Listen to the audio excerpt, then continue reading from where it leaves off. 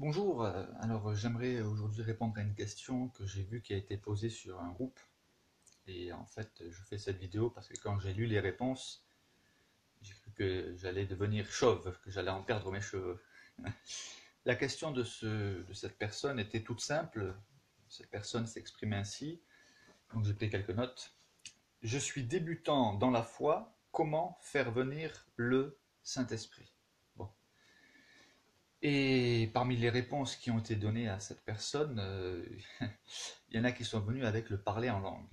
Alors le parler en langue, qu'est-ce que c'est? Alors ça risque d'être un petit peu compliqué d'expliquer ça à ceux qui ne connaissent pas ce qu'est le parler en langue, mais en fait il s'agit un don spirituel, un don qui vient du Saint-Esprit, et qui nous parlait de nous exprimer dans une langue que nous ne comprenons pas, nous personnellement, mais c'est une langue spirituelle qui nous permet de nous adresser à Dieu dans un langage spirituel, donc ce qu'on appelle le parler en langue.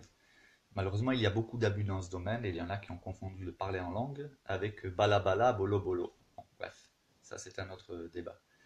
Personnellement, j'ai le parler en langue, mais vous ne m'entendrez jamais prier en langue publiquement, ni même dans l'église d'ailleurs, puisque on doit pas manifester ce don dans l'église, sauf s'il y a quelqu'un qui peut interpréter, mais là c'est dans le cas d'un don spirituel prophétique. Voilà, donc je ne vais pas faire plus long. Mais c'est un langage, voilà, spirituel, on va dire.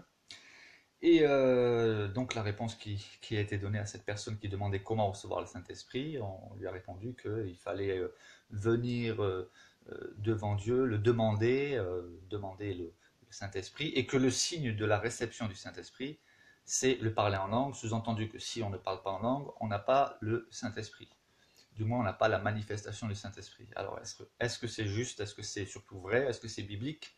Non, non seulement c'est pas biblique, mais c'est faux, c'est erroné, et c'est même bien plus grave que ça, parce que ça jette un, un poids insupportable à porter pour ceux qui ne parlent pas en langue, qui ne prient pas en langue, et qui pourtant, quand on les regarde vivre, on se demande qui est plus chrétien l'un que l'autre, qui a plus le Saint-Esprit l'un que l'autre, parce que je connais tellement de personnes qui ne parlent pas en langue, qui ne prient pas en langue, et quand on les voit vivre, on se dit oui, ce sont des chrétiens. Et inversement, j'ai vu des chrétiens qui prient en langue, et puis là, on a juste envie de faire une chose, c'est de courir, mais alors très très vite, les fuir. Mais je développerai après, un peu plus loin.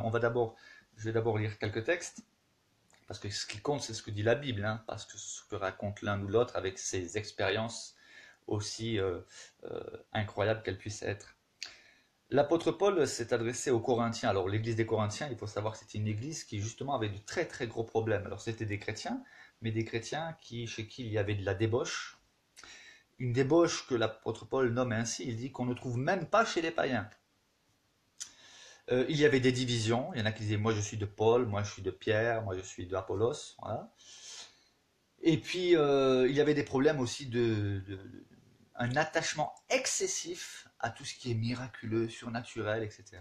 L'apôtre Paul donc va leur écrire une lettre où il commence par les féliciter pour tout ce qui est positif dans leur communauté, mais ensuite il va quand même remettre les pendules à l'heure et notamment leur expliquer le but des dons spirituels. Donc dans 1 Corinthiens 12, il parle des dons spirituels, dans 1 Corinthiens 14, il parle des dons spirituels, mais entre les deux, il parle de l'amour.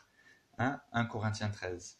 Alors je vais lire quelques textes dans 1 Corinthiens 12, les versets 3 à 11. D'ailleurs, je vous encourage à lire en entier ce chapitre, mais je ne vais pas le faire, sinon ça durerait trop longtemps. L'apôtre Paul explique, je vous déclare que nulle personne, hein, s'il parle par l'Esprit de Dieu, ne dit Jésus est anathème. Ça veut dire Jésus est maudit. Personne qui a le Saint-Esprit ne peut dire que Jésus est anathème. Et que nul ne peut dire Jésus est le Seigneur, si ce n'est par le Saint-Esprit. Il y a diversité de dons, mais le même esprit. Diversité de ministères, c'est-à-dire des services, mais le même Seigneur. Diversité d'opérations, mais le même Dieu qui opère tout en tous.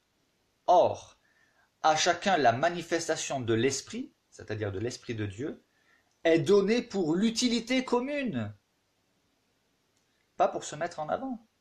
En effet, à l'un est donnée par l'Esprit une parole de sagesse, à un autre une parole de connaissance selon le même Esprit.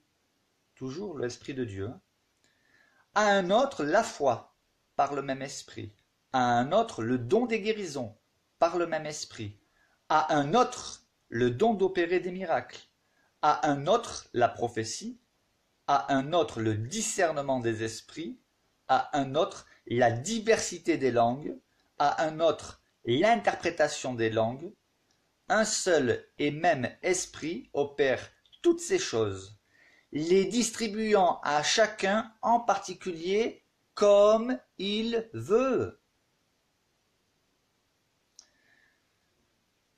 Une deuxième lecture, parce qu'ensuite il va parler du corps, il explique qu'effectivement l'Église, c'est-à-dire l'ensemble de tous les chrétiens, sont comparables à un corps. La main ne peut pas dire au pied j'ai pas besoin de toi, etc. C'est ce qu'il va développer. Et donc plus loin, à partir du verset 28,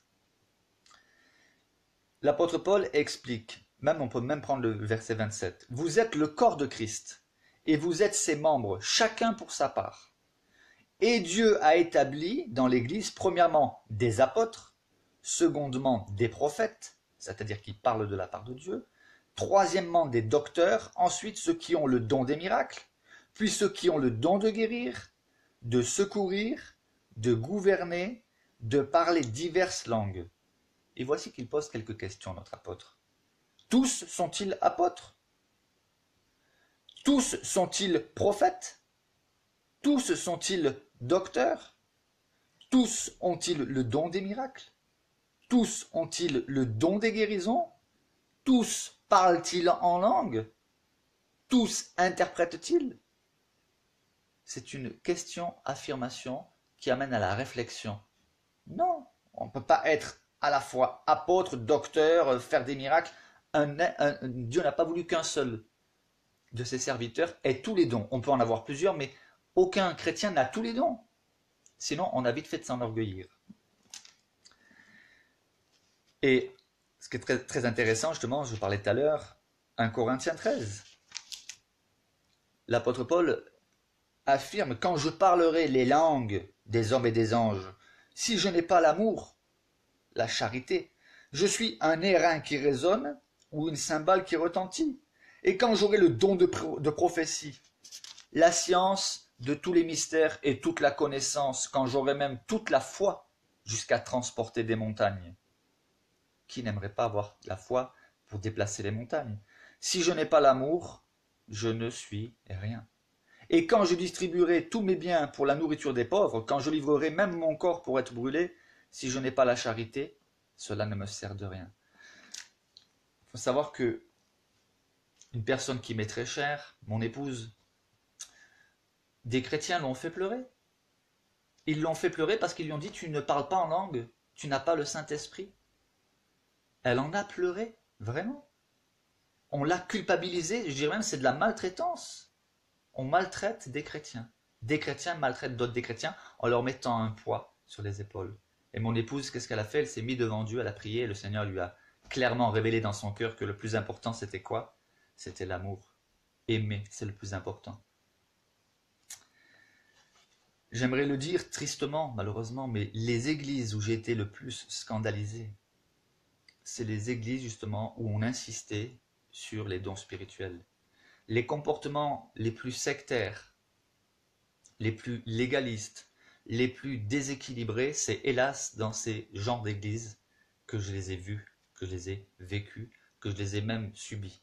Alors attention, je connais des amis chrétiens, une grande quantité d'amis chrétiens qui ont les dons spirituels, qui prient en langue, etc.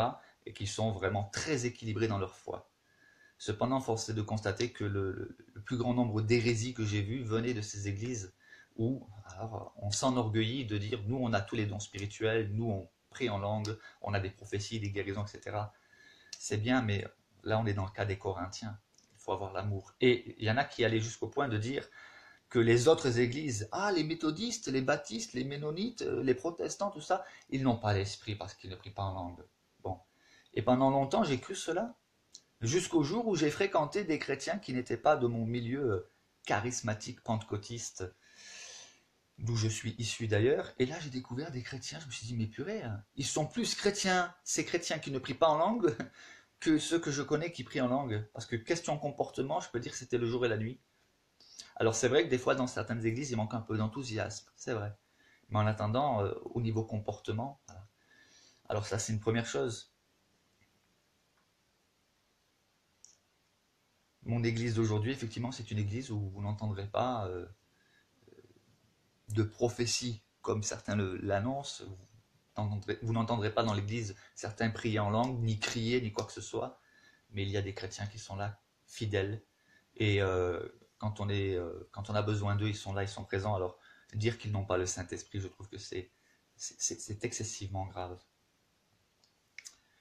Et alors, je pense aussi à ces personnages célèbres. Qu'est-ce qu'ils devaient être malheureux quand même, parce qu'ils ne priaient pas en langue. Je pense à George Muller, Hudson Taylor, Charles Spurgeon, Martin Luther, William Booth, William Carey, William Wilberforce, et tant d'autres encore. Quand vous lisez leur biographie, dans aucune, il n'est fait mention du parler en langue. Mais purée, mais considérez leur vie. Si eux n'avaient pas le Saint-Esprit, si eux n'étaient pas remplis du Saint-Esprit, mais alors qui l'était? Qui l'était? Un petit peu de bon sens. Un petit peu. Vous savez, à plusieurs reprises, Jésus a interpellé les religieux. Alors souvent avec la parole de Dieu, mais il y a des moments, il a simplement fait appel au bon sens. Les pharisiens qui étaient des religieux étaient tellement focalisés sur le sabbat. Le sabbat, c'est important, le sabbat. Ils étaient choqués que Jésus accomplissait des guérisons le jour du sabbat. Et Jésus ne va pas leur dire, il ne va pas aborder ce sujet sur un point théologique. Il va faire simplement appel au bon sens et à la compassion. Il va leur dire, mais si vous avez une brebis qui tombe dans une fosse un jour de sabbat, vous n'allez pas l'en retirer? Vous voyez comme quoi, quelquefois, l'aveuglement spirituel peut mener à des comportements qui sont condamnables. Et le pire, voyez-vous, c'est qu'effectivement, dans ces églises très réveillées, où on prie en langue, on chante des chants avec beaucoup d'enthousiasme, etc., on se targue, et c'est vrai, ouais, chez nous, au moins, il y a beaucoup de conversions. Oui, c'est vrai, c'est vrai. Le problème qu'il y a, c'est que voyez-vous, c'est que ce sont souvent les mêmes qui vous ont amené à l'église, qui vous font fuir, mais alors à une vitesse, mais je vous laisse incroyable. Ce sont les mêmes qui vous ont, oui, attiré en vous parlant de leur église, qui est la meilleure, hein, parce que c'est la meilleure leur église, où il y a des guérisons, des miracles, et on prie en langue, il y a des prophéties, il y a plein de choses. Mais une fois que vous avez intégré ces églises-là, alors bien sûr, il y a des frères et sœurs qui sont tout à fait sympathiques, très bien équilibrés, etc. Mais néanmoins, à un moment donné, vous n'arrivez plus à être en accord avec l'ensemble de l'église, et vous partez très très vite. En tout cas, ça a été mon expérience, hein, bien qu'aujourd'hui je garde contact avec beaucoup de chrétiens de ces milieux. Mais voilà, aujourd'hui ce n'est plus ni ma tasse de thé, ni ma tasse de café. Voilà, je dirais même que je me tiens beaucoup à distance de ces milieux. Voilà, très. Alors ils appellent ça être rempli de l'esprit. Bon, bref, s'ils le croient, tant mieux. Je prie pour eux, que le Seigneur les bénisse, mais attention, vous faites du mal. Là, ce pauvre chrétien a posé une question toute simple et vous venez lui mettre tout de suite un fardeau. C'est-à-dire ce chrétien-là, qui a posé la question comment faire pour recevoir le Saint-Esprit, il va être culpabilisé parce que c'est pas certain qu'il reçoive le parler en langue. Et s'il ne l'a pas, il va penser qu'il n'a pas le Saint-Esprit. C'est terrible. Alors, vu que j'ai pris des notes,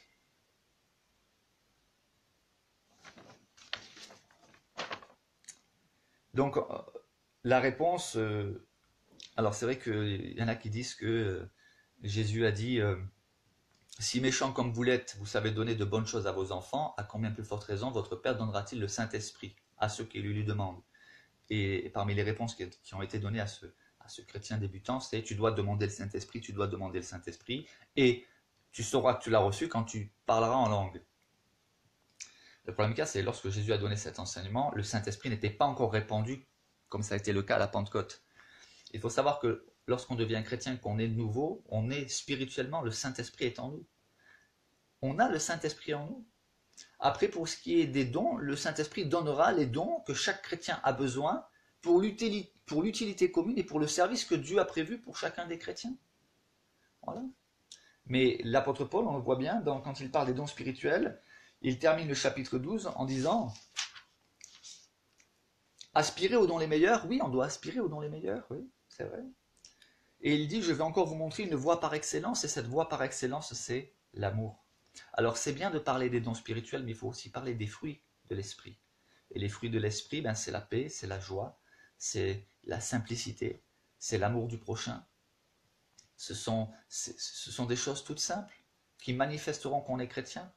Si je dis que je suis chrétien, que je prie en langue, que j'ai le don de prophétie, mais que je me comporte comme un goujat, que mon comportement dit le contraire de ce que j'affirme avec mes lèvres, quand bien même je prie en langue, quand bien même je peux me vanter d'être rempli du Saint-Esprit, vous croyez que vont penser quoi? Ceux qui nous regardent vivre, parce que ceux qui ne sont pas chrétiens nous observent, nous les chrétiens, pour voir comment nous vivons. Et quand on voit certains comportements dans nos vies, moi-même, je l'ai écrit dans mon livre, je n'ai pas été une lumière dans bien des situations, mais je me suis repenti, parce que je me suis remis en question. Aujourd'hui, je ne suis pas un chrétien parfait, mais je pense pouvoir dire que voilà, je marche dans les voies de Dieu, avec la grâce de Dieu. Alors, s'il vous plaît, lorsqu'un chrétien débutant pose la question que dois-je faire pour recevoir le Saint-Esprit, s'il est né de nouveau, il a déjà le Saint-Esprit. Il doit plutôt prier dans le sens, Seigneur, qu'attends-tu de moi maintenant et donne-moi les dons qui seront utiles, les dons spirituels qui seront utiles pour que je puisse te servir avec l'efficacité qui vient de toi et pour le service auquel tu m'appelles. Voilà, c'est cela qui est le plus important. Le chrétien est appelé à dépendre de Dieu, à dépendre de la grâce de Dieu, à dépendre de la force que Dieu donne. Et tout le monde n'a pas le même appel. Voilà.